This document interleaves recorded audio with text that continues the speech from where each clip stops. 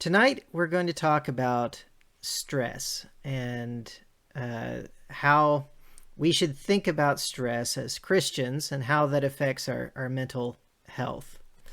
Um, First, let's just talk about what stress is. Uh, I think most of us do understand something about stress, even if we can't define it.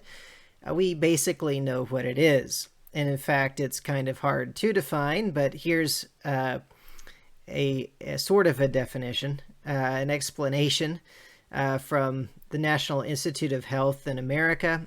They say stress is a physical and emotional reaction that people experience as they encounter challenges in life. That doesn't tell you anything about whether it's good or bad. It's just the reaction to challenges. That's what stress is. When you're under stress, your body releases hormones that can be adrenaline or some other hormones, but you get your increased heart rate, breathing rate, blood pressure can go up. You can become tense and sweat more. And, occasional stress is normal. That's completely normal for people. It's not a mental illness. It is normal. But if you have long-term stress called chronic stress, that can contribute to some health problems. Digestive disorders, stomach trouble, headaches, sleep disorders, and other things. And it says there at the end, stress may worsen asthma and has been linked to depression, anxiety, and other mental illnesses. So we've already talked about depression and anxiety, but this shows us that what we're talking about tonight, stress, can actually contribute to those problems as well if it's not handled properly. So what problems can stress lead to? Well, we looked at some of those things and what they just told us. But here's some from the Mayo Clinic, a very well-regarded hospital in America. They say stress that's left unchecked can contribute to many health problems. So, it's not just mental health. Our mental health affects our physical health. You can have high blood pressure, heart disease, obesity, diabetes. You're not going to get that solely from stress, probably, but it contributes to it. And so they have listed some common effects of stress. And they broke it down by effects on your body, on your mood, and on your behavior. So, when the effects on your body, really, you can't necessarily control that, right? You get headaches, muscle tension, chest pain, fatigue. If you're married, it can be a big problem. It can change your sex drive. Your stomach may be upset, and you might have sleep problems because of stress. You can't necessarily control those very well if you're having a lot of stress. Your mood also can be difficult to control, although we have more control over that. Anxiety. We've talked about how to deal with anxiety. Restlessness, lack of motivation or focus. Because you're focused on what's stressing you, right? You're not thinking about other things. Feeling overwhelmed and being irritable or angry. Again, something we do have control over, but it's difficult. And sadness or depression, as we've already talked about depression and how to deal with that. And on our behavior, some of what they list is even sinful behavior, like angry outbursts or drug use, alcohol use, tobacco use, things that are not good for anything spiritually, and in fact are only negative in how they affect our mind and our body. So these things are we certainly do have control over them. So when we say that this can affect our behavior, yes, it can. And yet we know we cannot blame stress for our behavior. It may contribute to it, but we still have control over it. it just may lead to more temptation towards these things. And what they say about stress is and how to deal with it. So again, this is not the Bible. This is from a hospital, but they say aim to find active ways to manage your stress. Inactive ways to manage stress, such as watching television, surfing the internet, or playing video games, may seem relaxing, but they may increase your stress over the long term. And I think I've observed that in myself and in some other people as well.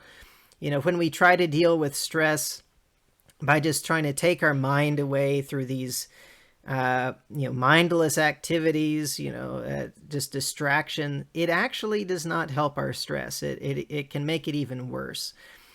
So they say get plenty of sleep, eat healthy, and avoid these damaging things like tobacco, too much caffeine, alcohol, and illegal substances. Well, even if it's not illegal, such as dacha in South Africa now, stay away from it. It is not going to help you with your stress. It's going to make it worse.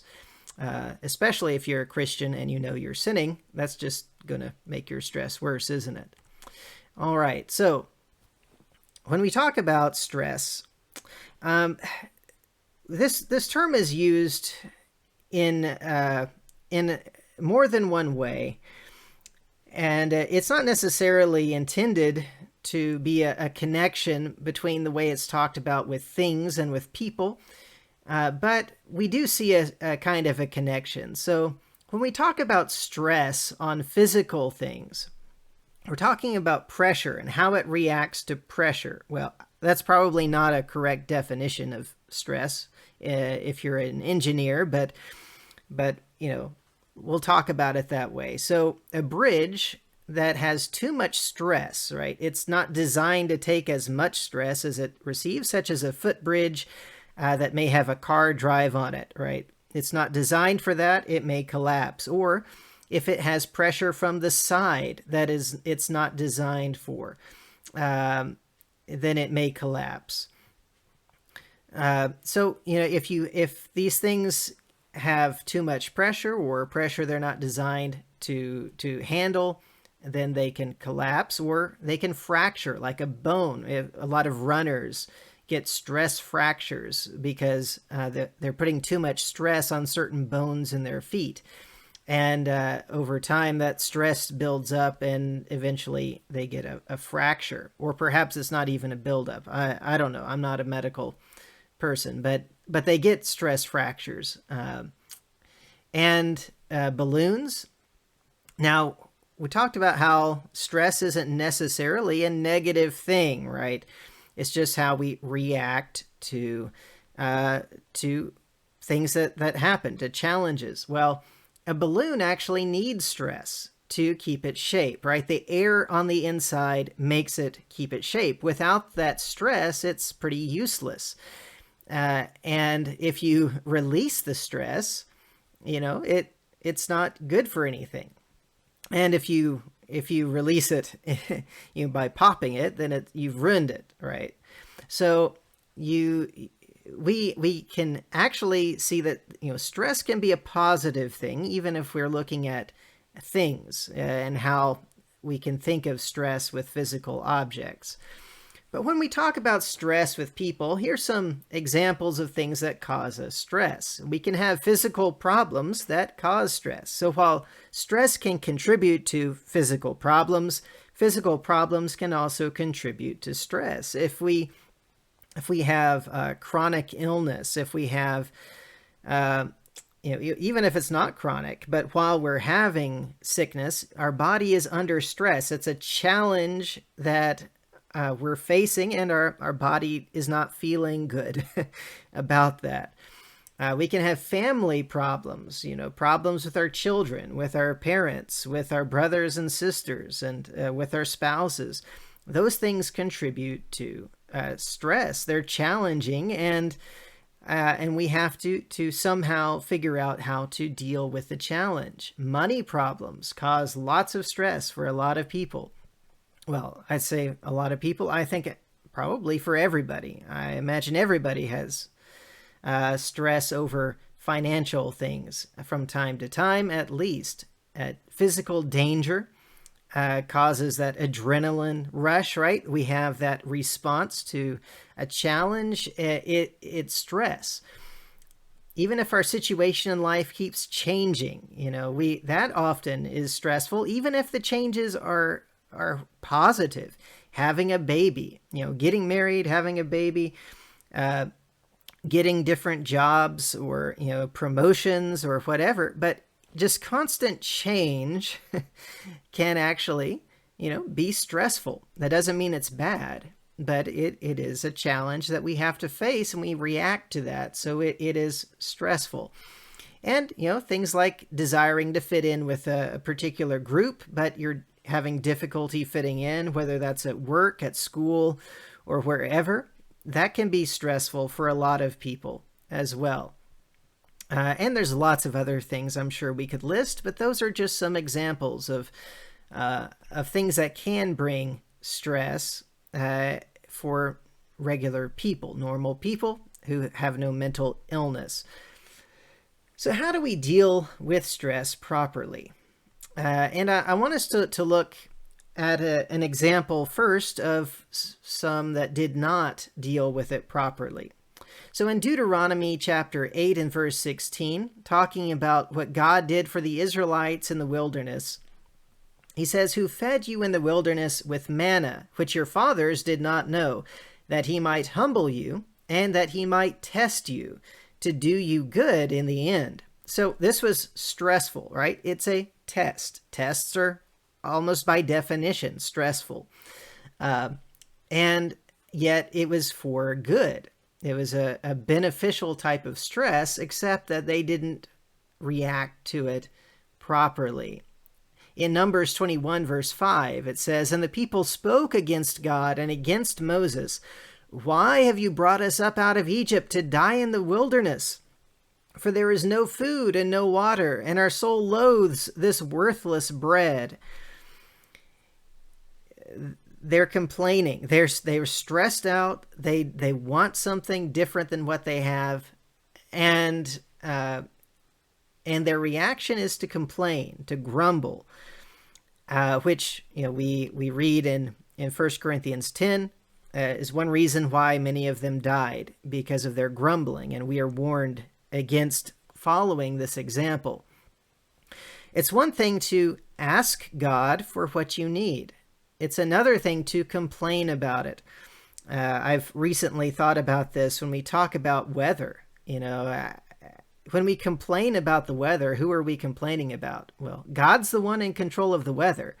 If we don't like the weather, let's pray about it and, talk to him about it, but don't grumble about it. Don't complain about it. There's nobody else who has control of the weather.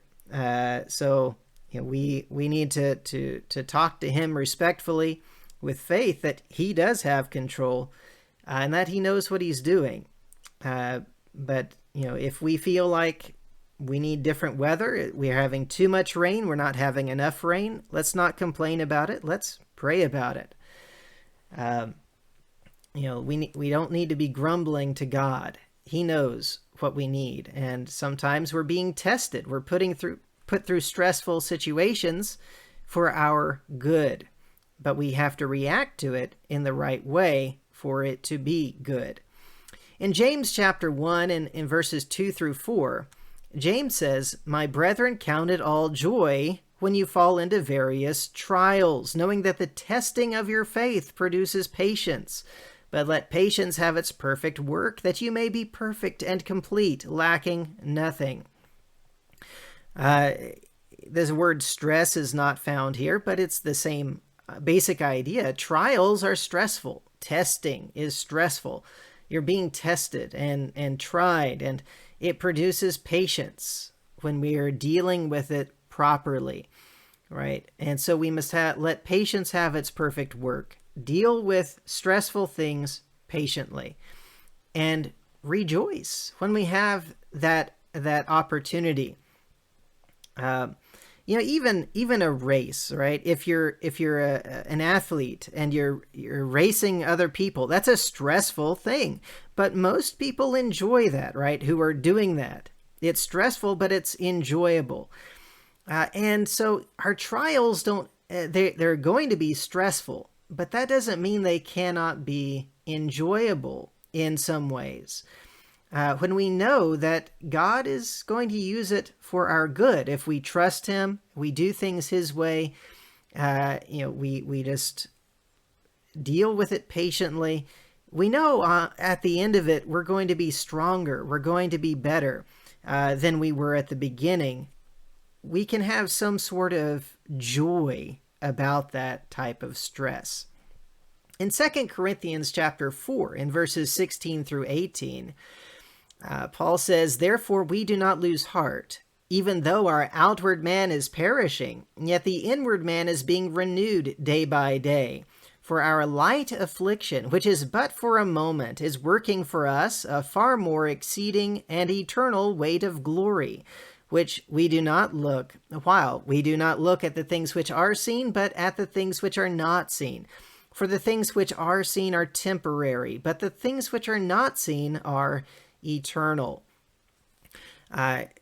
That's what Brother Gazu was just talking about, the eternal things that we're looking forward to. And Chad talked about the glory of God that we're wanting to be with Him in that glory. And so we do not lose heart, even though our outward man is perishing. That's stress. Our physical problems, aging, our bodies falling apart, is stressful. But he calls that a light affliction. And he says even when we have that stress, we can be growing, being renewed day by day in the inward man. And that's because we have this hope, because we understand there's something much greater on the other side, that it's leading to something. It's working for us. This stress is working for us. It's like the balloon, right? The stress works for the balloon to make it useful. And so we have to have some stress in order to become useful. It should push us in a good direction, but we have to react to it properly. In Psalm 3, verses 1 through 6, David, who's somebody who went through a lot of stress in his life, this is one of the Psalms where he talks about that. There's actually quite a few, but here he says, "Lord, how they have increased who trouble me. Many are they who rise up against me. Many are they who say of me, there is no help for him in God. But you, O Lord, are a shield for me, my glory, and the one who lifts up my head. I cried to the Lord with my voice, and he heard me from his holy hill. I lay down and slept. I awoke, for the Lord sustained me. I will not be afraid of 10,000s of people who have set themselves against me all around."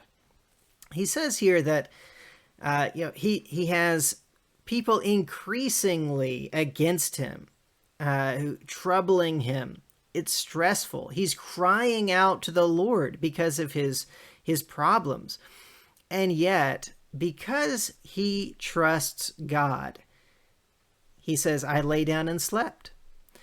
When we have stress, a lot of the time we have trouble sleeping. That's one of the things that was mentioned before. And yet David says, "I can sleep and I can wake up because the Lord sustains me. I'm not afraid of going to sleep.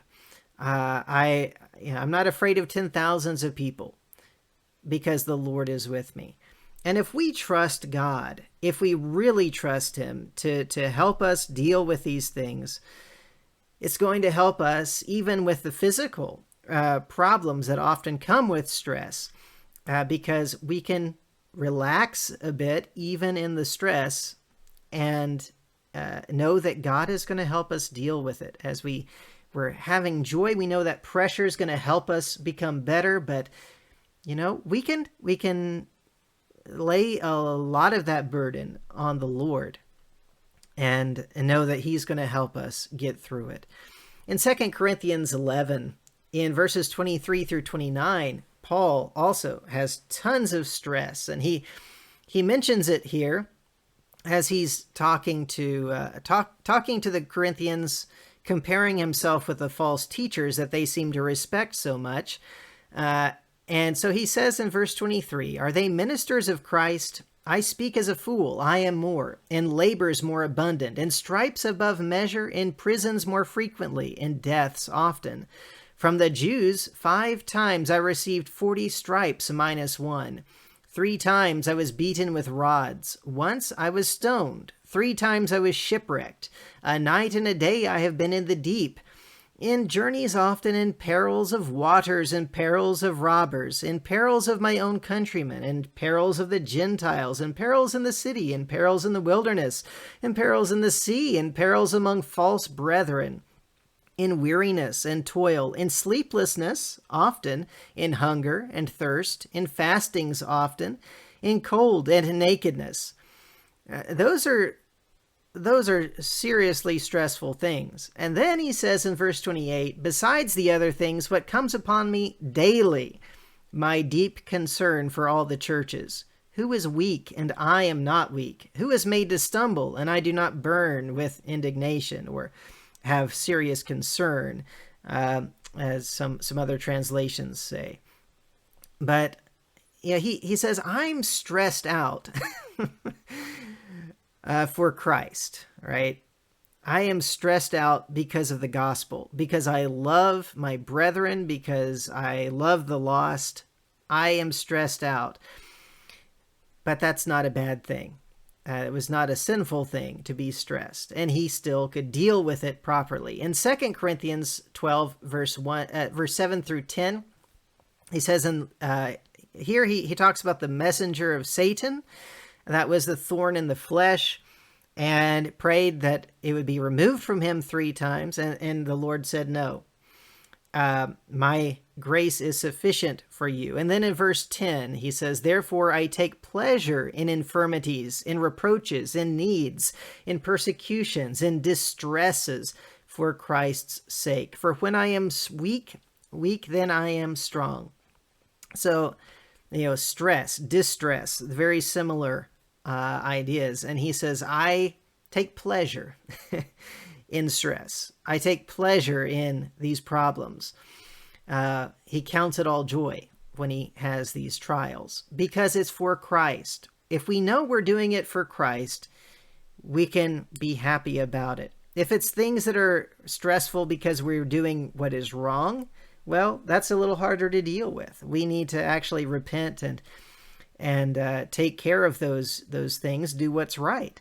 But when we have stress because of Christ, for his sake, well, we can take pleasure in it. We can rejoice in it. We can know that it is for good and feel good about that stress. In Romans chapter 12, in verses 1 through 2, he says, "I beseech you, therefore, brethren, by the mercies of God, that you present your bodies a living sacrifice, holy, acceptable to God, which is your reasonable service. And do not be conformed to this world, but be transformed by the renewing of your mind, that you may prove what is that good and acceptable and perfect will of God." It's almost like there's 2 types of stress here in verse 2. There's the external stress to conform us to the world, and there's the internal stress, like in the balloon, to transform us into the shape we're supposed to be by the renewing of our mind. We have to keep renewing our minds. We have to keep understanding how to think properly, how God thinks, how he wants us to think, what is real. And when we do that, we're going to change. It's stress that's changing us, but it's a good stress. It's a good reaction to stress if we are being transformed by the renewing of our mind. So when we talk about stress, it's part of life. Everybody has it. And being stressed is not a sign of anything bad about us. It doesn't mean we lack faith just because we have stress. Jesus had great stress. Paul had many stressful things. David did as well. What counts is how we respond to the stress. We should count it all joy, rely on the strength of Christ to get us through it, We should pray and not complain about our situation and be actively doing good. Don't look for the worldly ways of dealing with stress, which often don't even work. Be like the balloon. Let the stress shape you into what makes you useful. Be transformed by the renewing of your mind, and be patient dealing with the stress. Be flexible so that you don't break, reshape. Make sure that the stress that you allow in your life to push you is pushing you into the correct shape, the shape of Christ. Let's truly let him live in us and shape us from the inside. Let's have that good stress. All right. Thank you. I hope that was helpful.